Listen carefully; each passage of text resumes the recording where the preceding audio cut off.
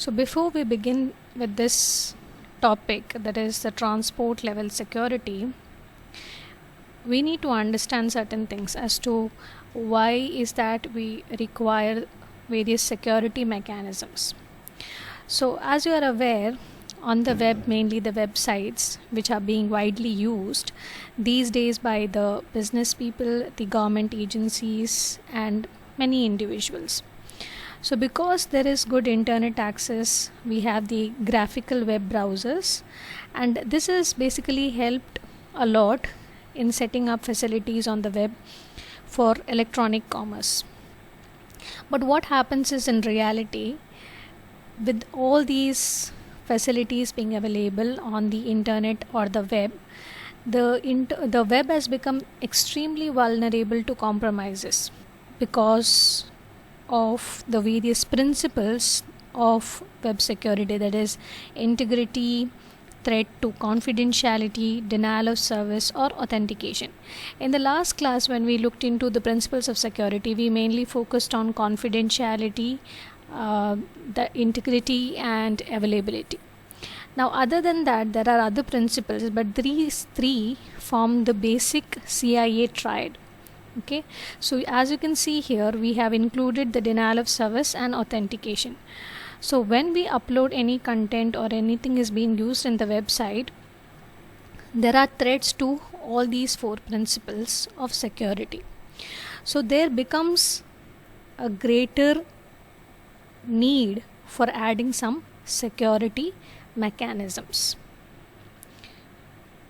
So with this introduction, let us look into the various web security considerations. Now, I did discuss about using the web and the websites. So mainly we use the www, that is the World Wide Web, which is fundamentally a client server application. So this will be running over the internet and the TCP/IP intranets. TCP/IP basically stands for Transmission Control Protocol, and IP stands for Internet Protocol, and these are networking protocols that will allow two computers to communicate, and these are TCP/IP are intranets, meaning the communication between the two computers is restricted, so it is more of a private communication. Next, we'll look into the characteristics of the web. Now, the characteristics of the web are mainly three. Now, these three characteristics will suggest that there is a need for having security mechanisms. So let us look into the first one. As you know, web browsers are very easy to use. Web servers are relatively easy to configure and manage, and the web content is increasingly easy to develop. But the underlying software is very much complex. Now, this complex software will have many flaws. As we have seen, when the complexity is more, the website or the software will be prone to lot of bugs, and the attacker can easily attack the website.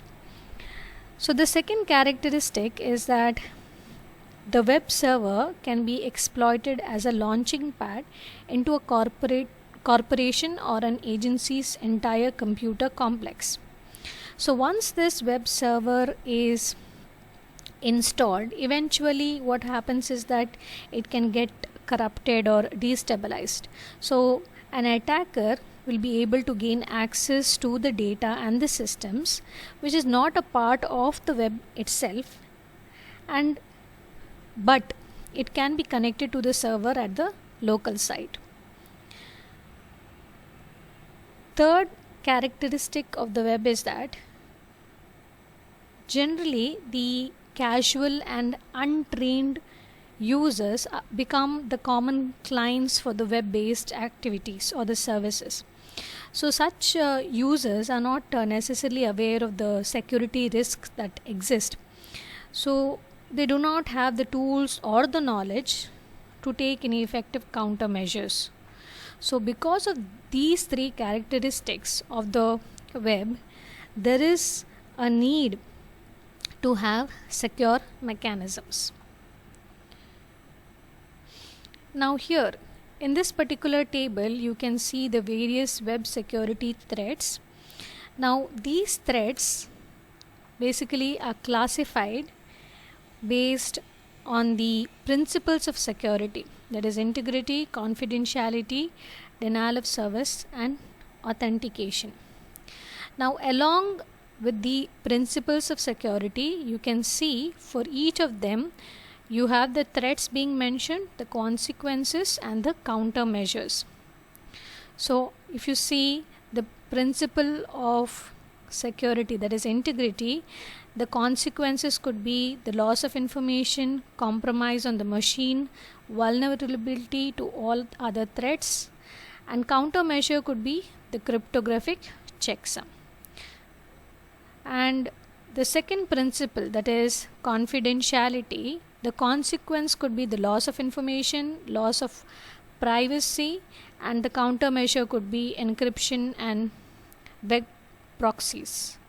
For the denial of service, the consequence could be disruptive, annoying, prevent user from getting the work done. But if you look at the countermeasure, these kind of threats are very difficult to prevent, and they have not specified any solution to this problem. Finally, coming to the fourth type of principle of security, that is authentication. So the consequence could be the misrepresentation of the user, belief that the false information is valid, and countermeasure could be the cryptographic technique. So broadly, we can group these threats in two categories, that is the passive and the active attacks. Passive attack includes the eavesdropping on the network traffic between the browser and the server, and gaining access to the information on the website that is supposed to be restricted. Whereas if you look at the active attacks, these include impersonating another user, altering the messages in transit between the client and the server, and altering the information that is already present on the website. So the active attacks are basically the most dangerous ones. Then there is another classification of web security threats, that is based on the location of the threat. So we can have the location to be the web server, the web browser, or it could be the network traffic between the browser and the server. So the next topic that we have is web traffic security approaches. Now before going into the various security approaches, we need to understand what is web traffic. Web traffic basically corresponds to the amount of data that is being sent and received by visitors to a website. That is the number of times any specific page of the website is being visited. As an example, here you can see I have considered an image of the Google Trends corresponding to the website of travelocity.com, and this particular website shows you the average worldwide traffic for the website in almost like 5 years. You can see the amount of traffic that is being utilized. So similar to this, we have the Google Analytics, we have the Web Analytics. So these Web Analytics, what it does is it will tell you how many users have visited the website, or how long did they stay, how many pages they visited, or which page they visited, whether did they arrive using the prescribed link or not. So all these data will be available in the analytics. So this is regarding web traffic. Now let us look into the various security approaches to web traffic. Now there are a number of approaches, but we mainly focus on the three approaches. Among them, the first one is IP security. In short, it can be referred to as IPsec. IP basically stands for the Internet Protocol, that are the set of rules which govern the format of data that is sent via the internet or the local network. So if you look at this IP security, the first approach, so this is basically an open source, that is anybody can use this, and this works on the network layer. You can see the figure here. So it works on the network layer and it provides the encryption and decryption for the web traffic security. And there are two main advantages for the IP security. The first one is that this is transparent to the end users and the applications, and it provides a general purpose solution. The second advantage is that it includes a filtering capability, so that only selected traffic will need to incur the overhead IP processing. So the two advantages, one is transparency, second one is filtering capability. The second approach is the secure sockets layer, in short SSL, or this is also called as TLS, that is transport layer security. So this is implemented security just above the TCP. You can see here you have IP here, you have TCP and SSL or TLS on the top. So this is above the TCP. TCP stands for Transmission Control Protocol. Okay, so this is implemented above the TCP, and this follows on the internet transport level. So you can see the figure of the transport level, and this TCP or this SSL or TLS implemented above the TCP provides encryption and decryption for the transport level. Okay,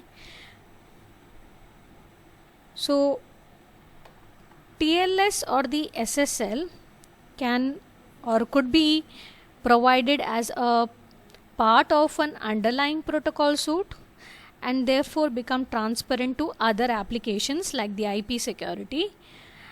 And this SSL or the TLS can be embedded in specific packages. So I've given you some examples here, like the Netscape or the Microsoft Explorer browsers can also be equipped with the SSL. And most web servers nowadays have implemented the protocol. The third one is the application specific security services, and the application specific security services are embedded with a particular application. So you can see here this is mainly pertaining to the application level. So you can see here you have the Kerberos and you have SMIME. Kerberos basically is a computer network security protocol that authenticates service requests between two or more hosts across the internet. So it basically uses the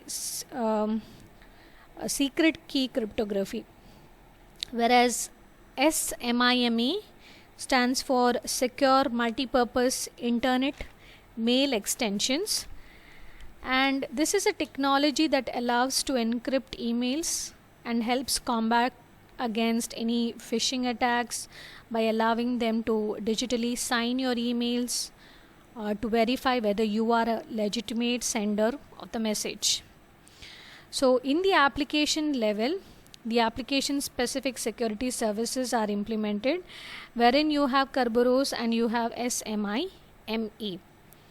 So this application specific security services provide authentication to the system and security to the email services.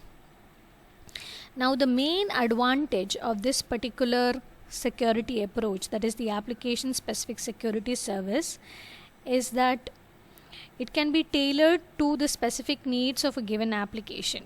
You can do any sorts of modifications. So these are the three approaches of web security.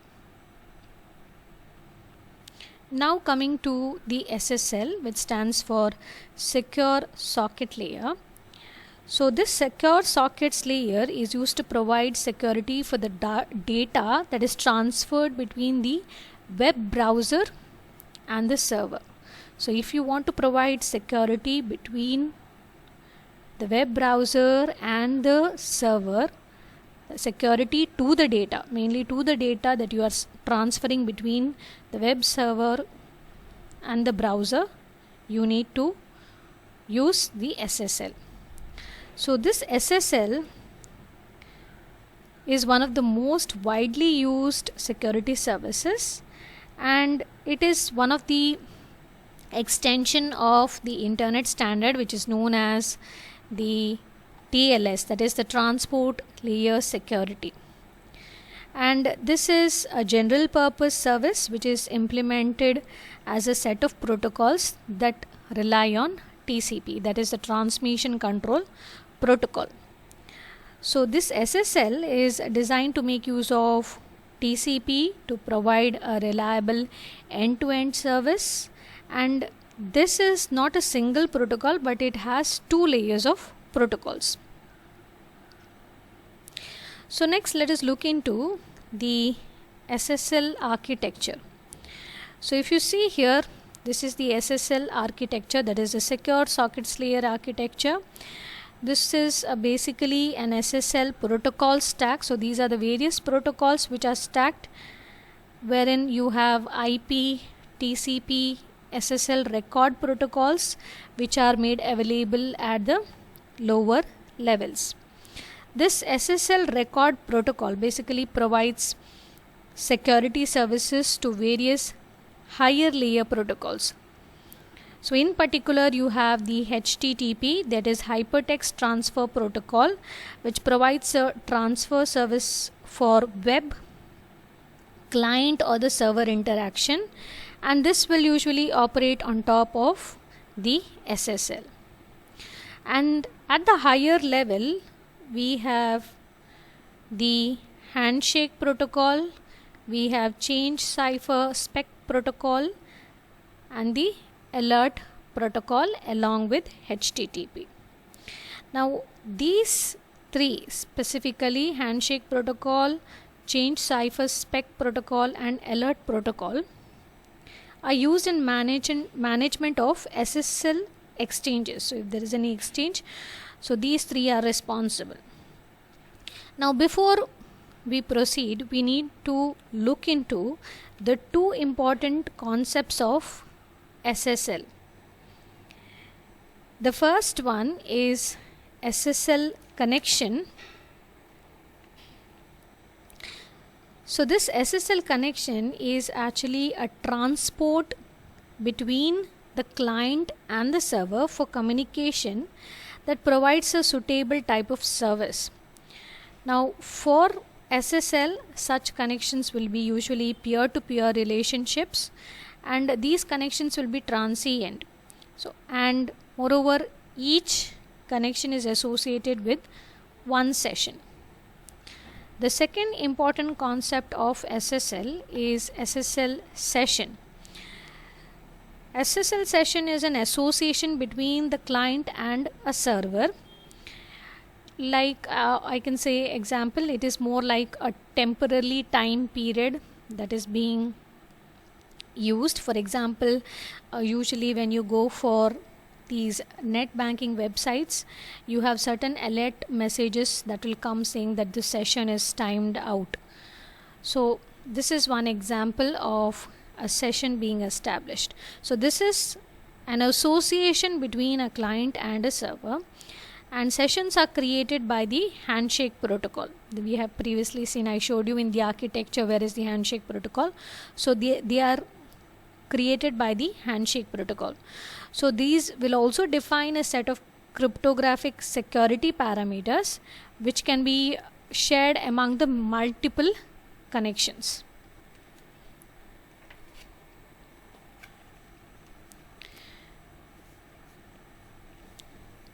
Now next we will look into the various parameters of the session state and the connection state. Before that, just a repetition on what is SSL connection and SSL session. SSL connection is a transport between the client and the server for communication, a means of transport, whereas a session is an association with the client and the server, association between the client and the server. So we have various session state parameters. So the first one that we have is a session identifier. Now session identifier is an arbitrary byte sequence which is chosen by the server to identify an active or a resumable session state. The next one is the peer certificate. Peer certificate, basically peer meaning it is the client. Okay, so peer certificate has the public key of the client and the signature algorithm parameters. So mainly it is an X509.v3 certificate of the peer, and this element of the state may be set as null. This X509 is basically a standard which is defining the format of public key certificates. Okay, so this is being used in the TLS or the SSL for browsing the web and offline applications such as electronic signatures. So that was the second parameter. Next we look into the third one, that is the compression method. The compression method is optional basically. It is an algorithm which is used to compress the data prior to encryption. Fourth one is the cipher spec, that is it specifies the various encryption algorithms, authentication algorithms. So it will specify the bulk data encryption algorithm like the null or the AES, and a hash algorithm such as MD5 or SHA-1 for MAC calculation, and it also defines certain cryptographic attributes such as hash size. Now null AES you would have studied when you studied cryptography. This MD5 basically stands for Message Digest Algorithm 5, and SHA-1 stands for the Secure Hash Algorithm 1. Now both of these, MD5 or SHA, these are hash algorithms which are used for MAC calculation. MAC stands for Message Authentication Code, which is a small piece of information used to authenticate a message. Hash algorithm or hashing basically means that you are going to map the data of any size to a fixed length. So this will generate a hash value or a code or a hash sum or a hash digest. So it will help to verify the data has maintained integrity or not. So it is more like a one-way function, unlike encryption or decryption, where if you perform encryption at the receiver side, you will have to decrypt, but this is not like that. In hash algorithm you are only going to convert from the plain text to a hash code. Okay, so we have the fifth session state parameter, which is called the master secret, and this is a secret key, usually a 48 byte secret key, which is shared between the client and the server. The sixth one is resumable, which is a flag which indicates whether the session can be used to initiate new connections. So these are the 6 session state parameters which are very important. Next we will look into the connection state. Okay. Now the connection state also has various parameters. So the first one that we have is a server and client random. So these are basically the byte sequences that are chosen by the server and the client for each connection. If you can remember, in the session state also we had byte sequences, but those were arbitrary byte sequences which were chosen by the server. In this case also it is chosen by the server.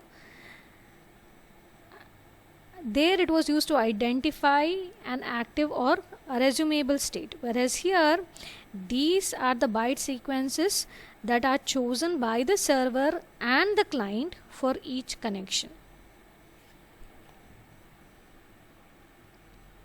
The second one is the server write MAC secret. So this is basically the secret key used in MAC operations on the data that is sent by the server. So here the MAC, that is the message authentication code, is generated for the data that is sent by the server. The third one, client write MAC secret. This is the secret key used in MAC operations on the data sent by the client. So this is very simple. All you need to remember is that secret key is being used for the MAC operations for the data that is sent by the client, whereas in this case for the data that is sent by the server. The fourth one is the server write key. The secret encryption key. Okay, mainly this is a secret encryption key for the data that is encrypted by the server and decrypted by the client. Okay, so a secret encryption key for the data encrypted by the server and decrypted by the client. Whereas the client write key is a symmetric encryption key for the data encrypted by the client and decrypted by the server. So we have the sixth one, that is the initialization vectors. Now these initialization vectors are mainly applicable when we use the CBC, that is the cipher block chaining. Cipher block chaining is a sequence of bits which are encrypted as a single unit or a block with the cipher key applied to the entire block. So initialization vectors will be used when we make use of the CBC. So an initialization vector is maintained for each key, initialization vector, in short IV, and this field is first initialized by the SSL handshake protocol. Therefore the final ciphertext block from each record is preserved for use as initialization vector with the following record. The last one is the sequence numbers.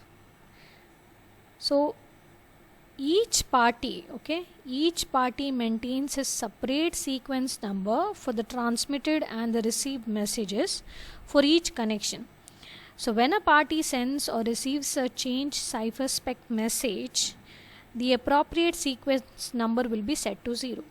And one thing to be noted here is that the sequence number should not exceed 2 to the power 64 minus 1. So in simple words, these sequence numbers are generated and appended to every packet that is sent by the transmitter during transmission. Therefore, based on the bandwidth, okay, the complete data will be fragmented and the sequence number is allocated for each fragment.